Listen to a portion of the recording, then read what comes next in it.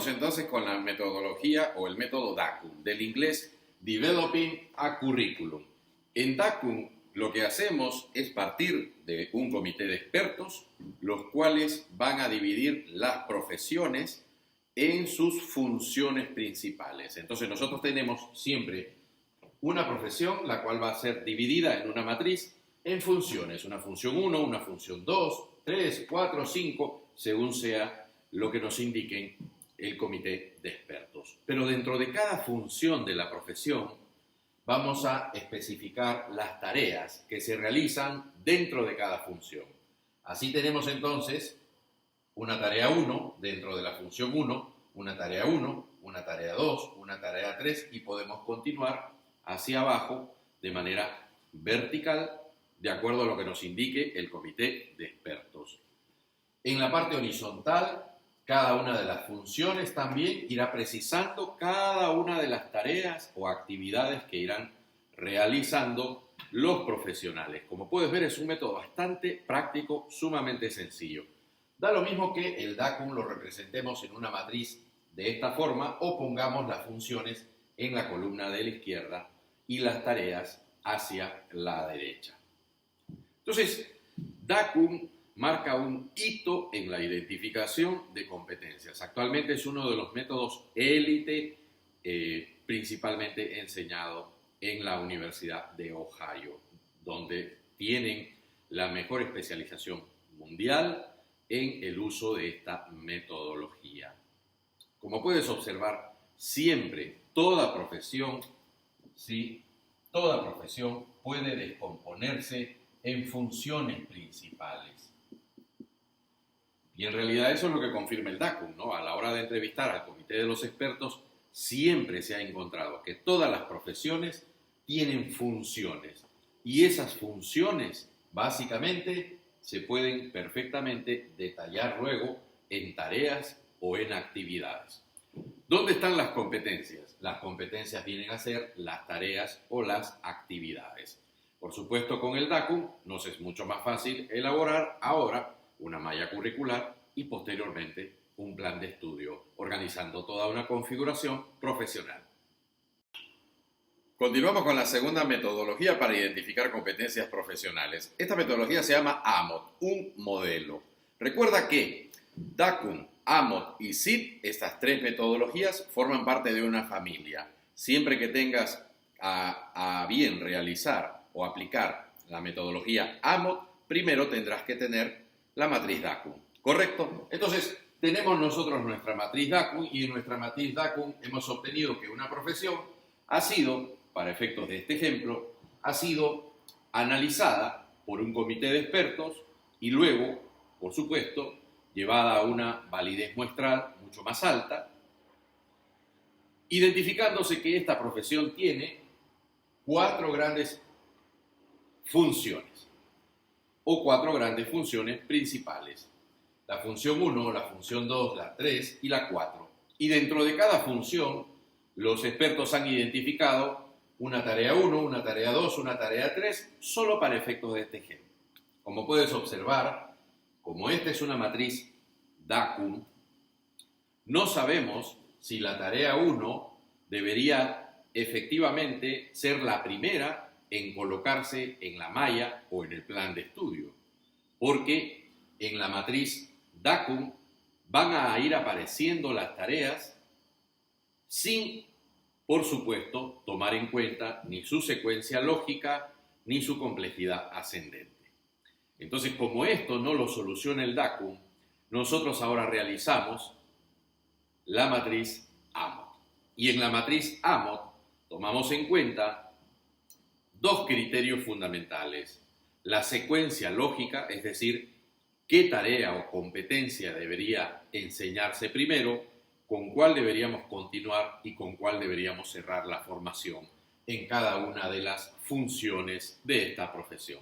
Entonces el AMOT se especializa en priorizar. A partir de la matriz DACUM, el AMOT prioriza, profundiza prácticamente el orden de complejidad, es decir, la secuencia lógica y el nivel de complejidad de estas competencias.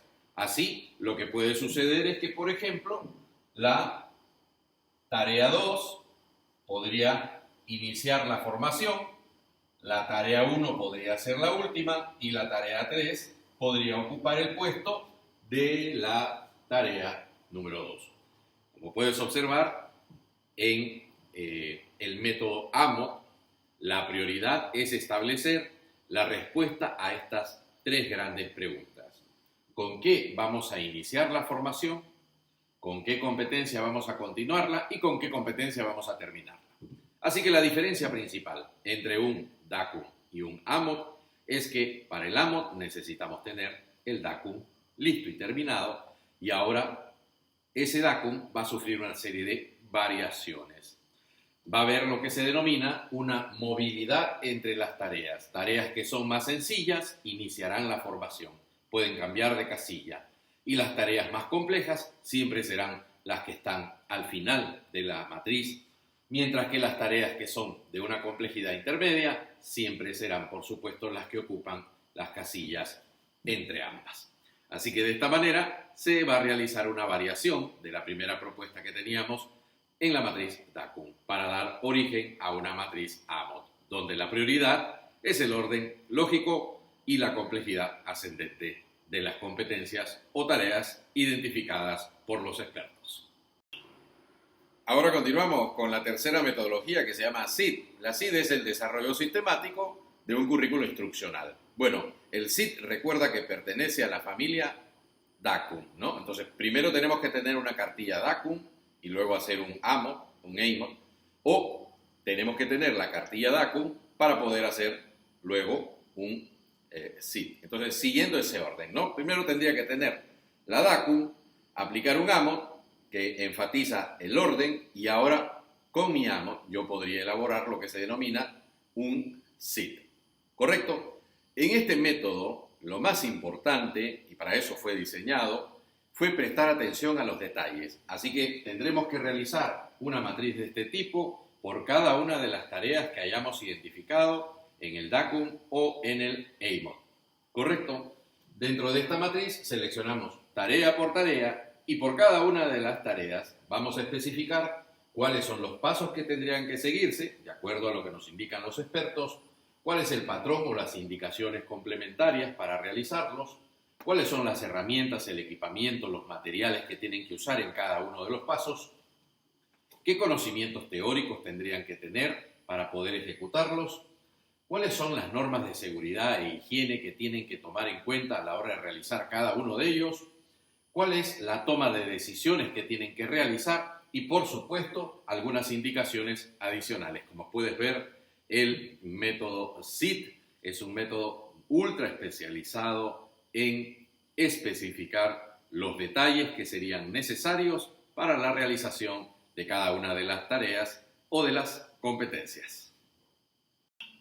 El cuarto método de identificación de competencias profesionales se llama el análisis ocupacional. Es un método sumamente práctico que nos ahorra muchísimo tiempo y dinero. Por supuesto, la calidad de la información y las competencias identificadas dependerá de nuestro comité de expertos y del grado de validez matemática de nuestra muestra de trabajadores expertos.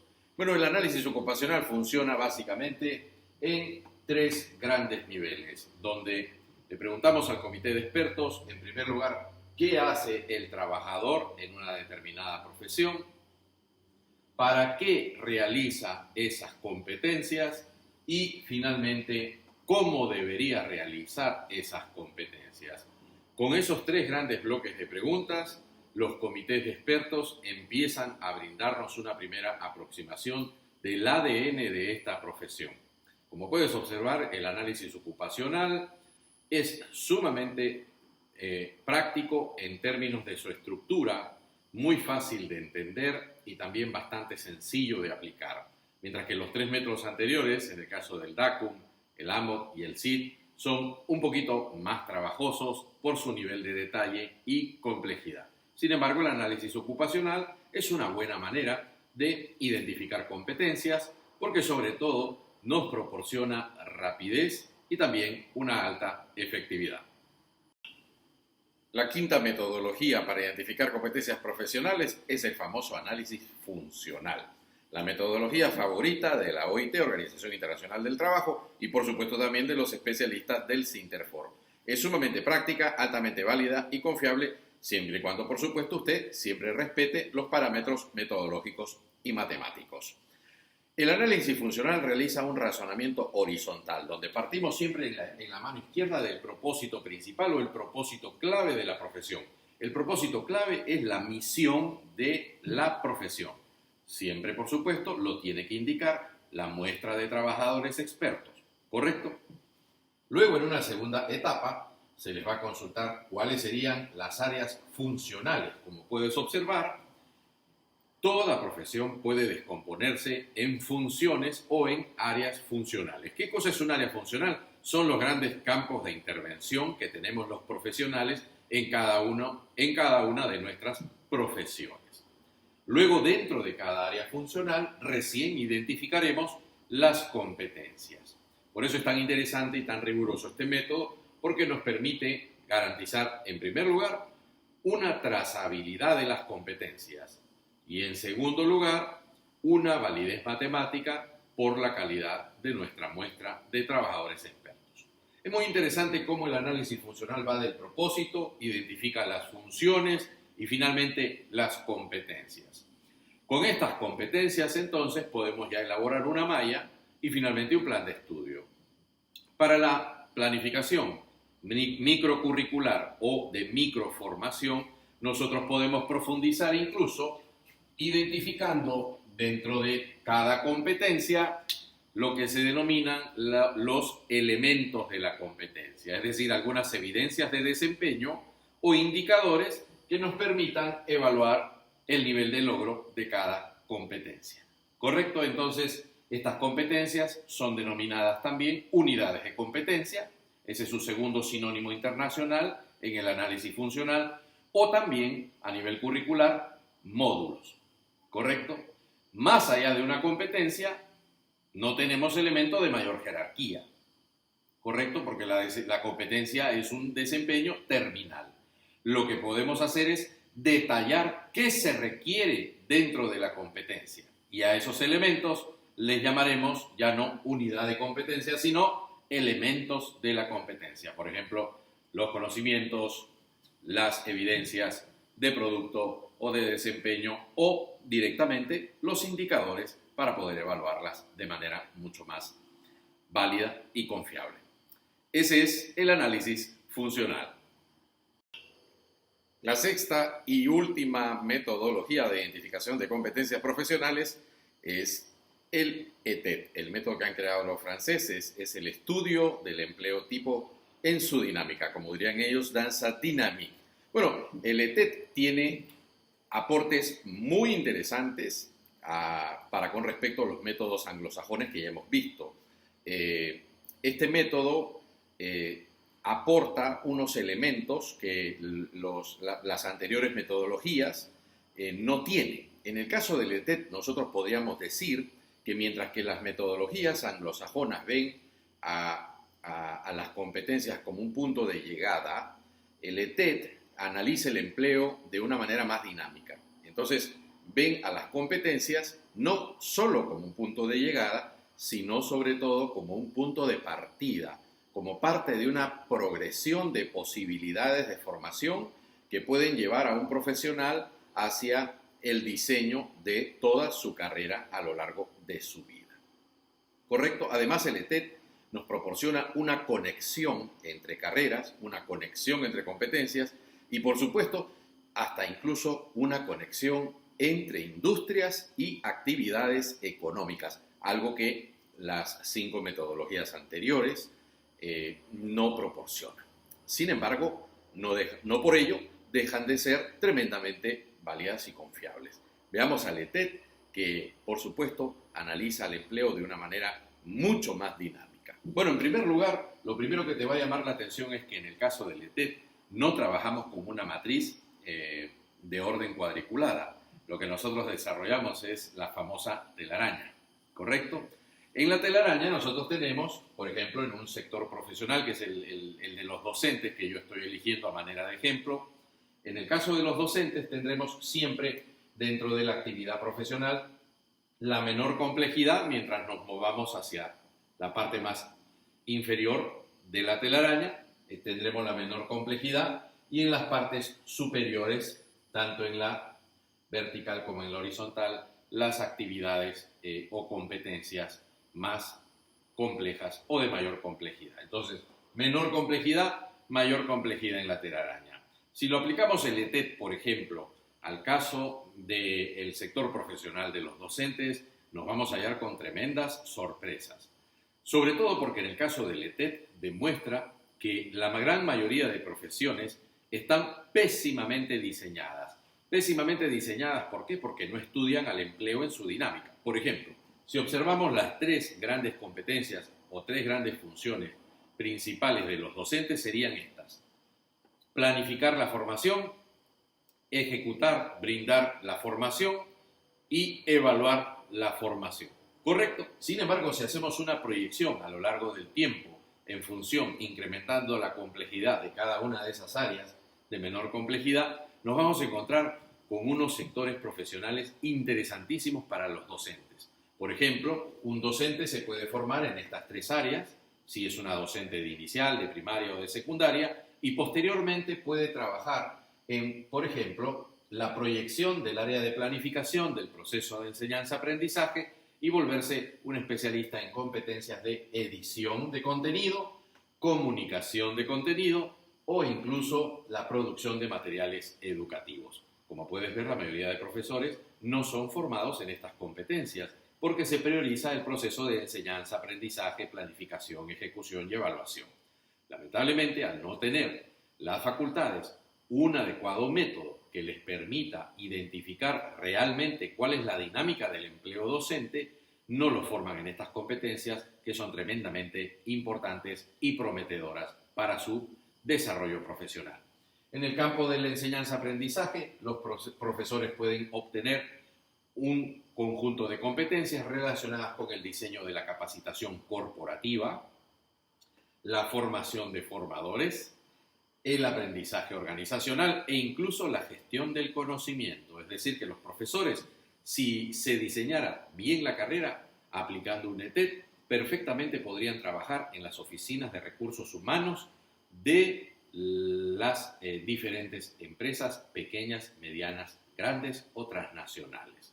Y eso evitaría esa tremenda y larga fila de miles de docentes, 100.000, 150.000 docentes, tratando de dar un examen de admisión para poder nombrarse y obtener una plaza de nombramiento en el Estado. Todo eso es resultado de un pésimo diseño curricular que se podría haber evitado perfectamente aplicando una metodología como la ETED de Francia.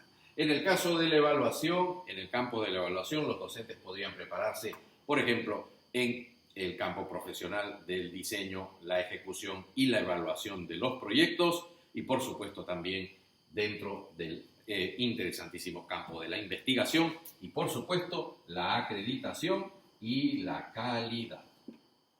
Así que, como puedes observar, si analizamos una profesión con el ETED, las oportunidades que aparecen de progresión de la carrera son interesantísimas y, por supuesto, impactarían en hacer a los profesionales mucho más productivos, mucho más competitivos, y eso impactaría de manera directa en el incremento de su empleabilidad y, por ende, en la disminución del desempleo o subempleo. Hay tres categorías que son fundamentales de entender en el ETED. Primero, ellos consideran la categoría variabilidad, la segunda, la elasticidad del puesto de la competencia y finalmente la progresión, es decir, que todo profesional debería tener una identificación de competencias que le permita diseñar un plan de progreso, ¿correcto? No quedarse con las competencias iniciales, sino analizar cuáles son las competencias, las conexiones de esas competencias iniciales con otras industrias, lo cual les permitiría realizar una adecuada progresión de su programa de crecimiento profesional.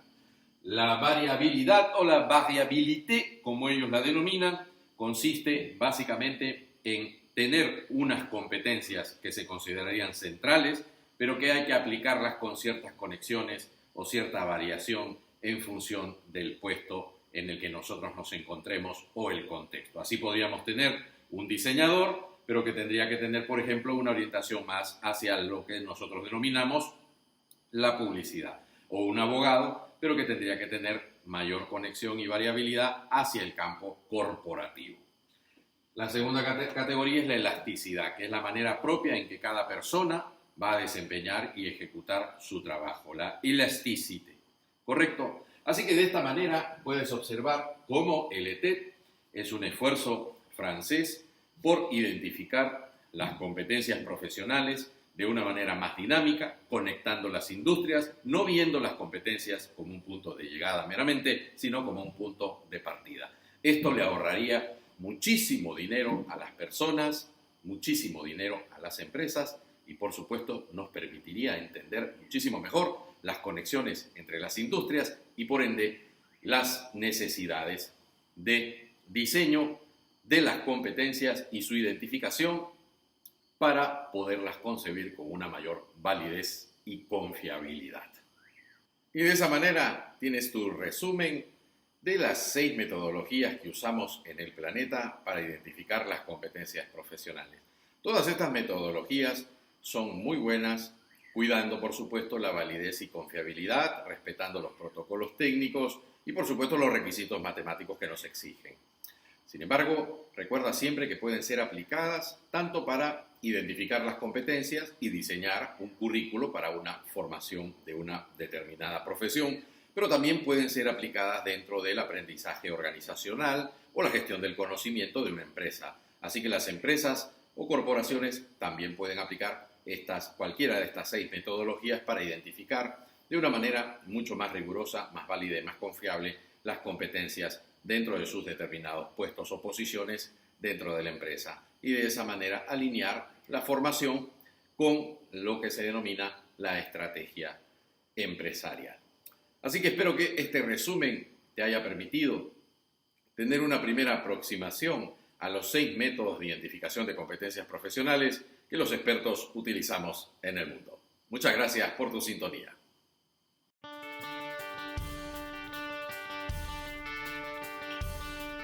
Si tú quieres contar con los servicios especializados de Máximo Estupiñán Maldonado, experto mundial en currículo por competencias, no dejes de contactarme. Nuestros servicios especializados se enfocan en optimizar la oferta académica, tanto de instituciones educativas como, por supuesto, el aprendizaje organizacional de industrias y corporaciones. Atendemos a universidades, institutos técnicos, centros educativos, también a ONGs, organismos transnacionales, estados, ministerios, empresas, corporaciones y todas las industrias.